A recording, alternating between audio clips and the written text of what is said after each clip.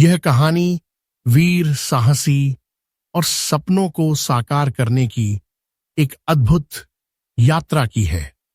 कहानी शुरू होती है एक छोटे से गांव से, जहां एक युवा लड़का जिसका नाम अर्जुन था, खजाने की कहानियों से मोहित रहता था।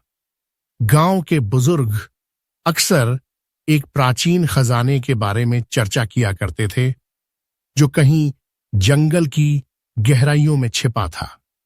अर्जुन का सपना था कि वह उस खजाने को खोज निकाले और अपने गांव का नाम रोशन करे।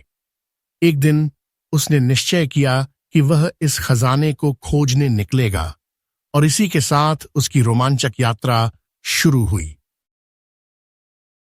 अर्जुन की यात्रा का पहला कदम एक रहस्यमय नक्शे से हुआ, जिसे उसने अपने दादाजी की पुरानी किताबों में छिपा हुआ पाया। नक्शा बहुत पुराना था और उस पर अनजान प्रतीकों और पहेलियों का जाल था। अर्जुन को समझ में आ गया कि यह नक्शा उसी खजाने का है जिसकी कहानियां वह सुनता आ रहा था। नक्शे के साथ ही एक पुरानी कहावत लिखी हुई थी, जो सच्चे दिल से खोजे वही खजाने तक पहुंचे।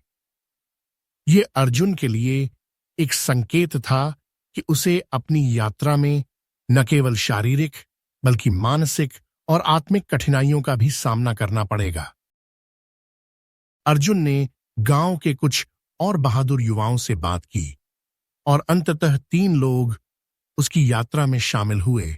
राहुल, एक मजबूत और तेज तर्रार लड़का, पायल, जो गांव की सबसे बुद्धिमान लड़की मानी जाती थी, और दीपक, जो गांव के जंगलों और पहाड़ों का अच्छा जानकार था। चारों दोस्तों ने मिलकर खजाने की तलाश में जाने का निश्चय किया और तैयारी शुरू कर दी। उन्होंने खाने पीने का सामान, औजार और सबसे महत्वपूर्ण नक्शा लेकर जंगल की ओर प्रस्थान किया। जंगल में घुसते ही उनकी चुनौतियां शुरू हो गईं। जंगल घना और रहस्यमय था, जहां हर कदम पर खतरा था।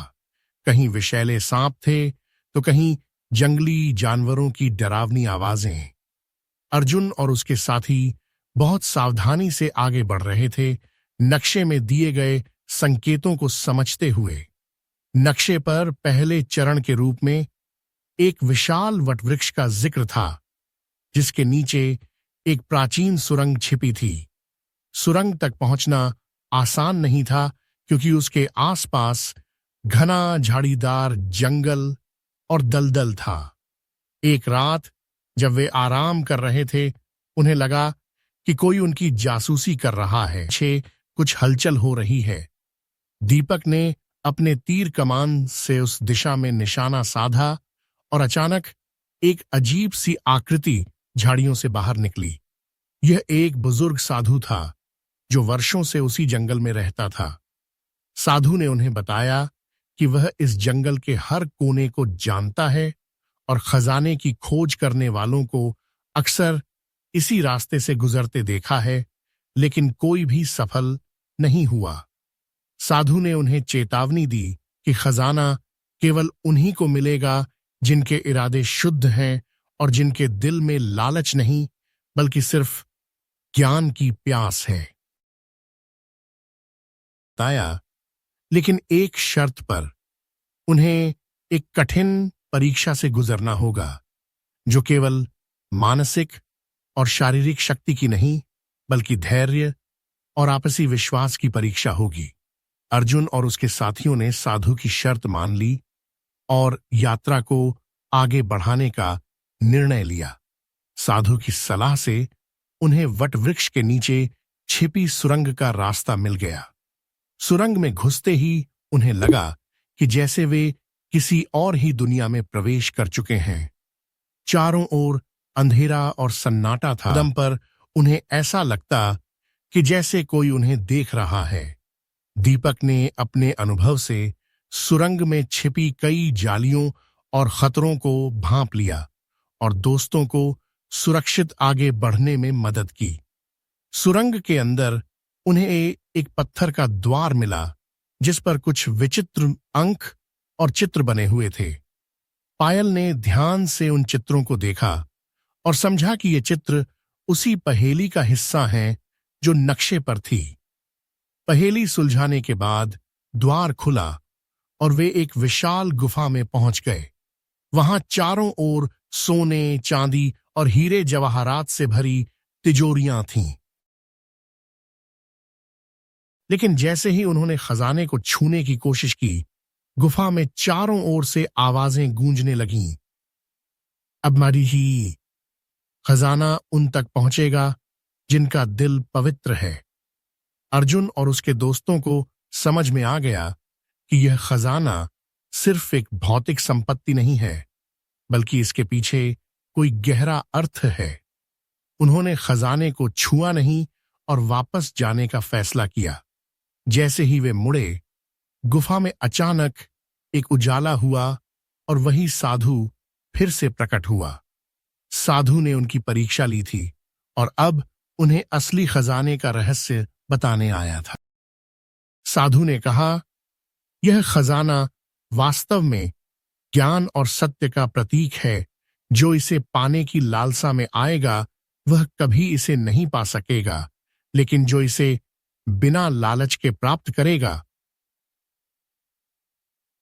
वही इसे सहेज सकेगा। तुम सबने अपनी बुद्धिमानी और धैर्य से यह सिद्ध किया है कि तुम इस खजाने के योग्य हो। साधु ने उन्हें आशीर्वाद दिया और कहा कि वे गांव लौट जाएं, जहां उनका सच्चा खजाना, गांव का प्रेम और सम्मान उनकी प्रतीक्षा कर रहा है। अर्जुन और उसके साथियों ने साधु की बात मानी और खजाना वहीं छोड़कर वापस लौट आए। जब अर्जुन और उसके साथी गांव लौटे तो गांव वालों ने उनका गर्मजोशी से स्वागत किया। उन्होंने खजाने की खोज की पूरी कहानी गांव वालों को सुनाई। अर्जुन और उसके साथियों को समझ में आ चुका था कि असली खजाना केवल सोना चांदी नहीं होता, बल्कि ज्ञान, धैर्य और इंसानियत ही सबसे बड़ा खजाना है। गांव के बुजुर्गों ने भी उनकी सराहना की और कहा कि वे सही मायनों में विजेता हैं, जिन्होंने खजाने की सच्ची मूरत को पहचाना। अर्जुन और उसके साथियों की यह यात्रा सिर्फ खजाने की खोज नहीं थी, बल्कि यह एक आत्मिक यात्रा थी। कि सफलता केवल बाहरी चीजों में नहीं, बल्कि हमारे भीतर छिपे गुणों और हमारी सोच में है। यह कहानी हमें यह सिखाती है कि जीवन का असली खजाना लालच, ईर्ष्या और मोह से परे है। यह हमारे विचारों और कर्मों में बसा है। इस तरह अर्जुन की खजाने की खोज की यात्रा समाप्त होती है, लेकिन उसके जीवन का असली खजाना अभी शुरू होता है, क्योंकि उसने अपने जीवन में वह ज्ञान प्राप्त कर लिया था जो उसे सच्ची समृद्धि की ओर ले जाएगा।